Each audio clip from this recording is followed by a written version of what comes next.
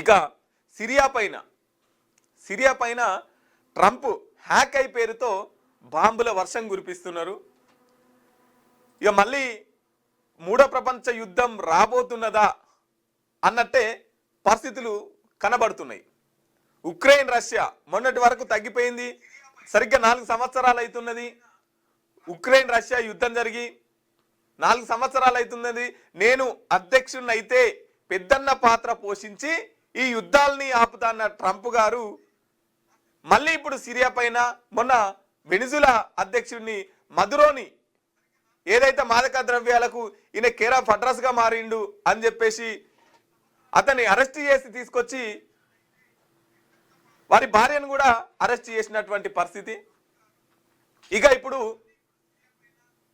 Trump, ఎవరైతే Trump ఉన్నారో America అధ్యక్షుడు, వారి పెత్తనాన్ని ఇతర దేశాలు ఒప్పుకోలేనటువంటి పరిస్థితి.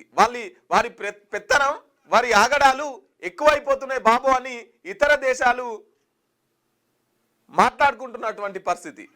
ఎంతవరకైనా సహించేంత వరకే సహిస్తారు, కానీ ఈ ట్రంప్ అంతకు మించి చేస్తున్నాడు.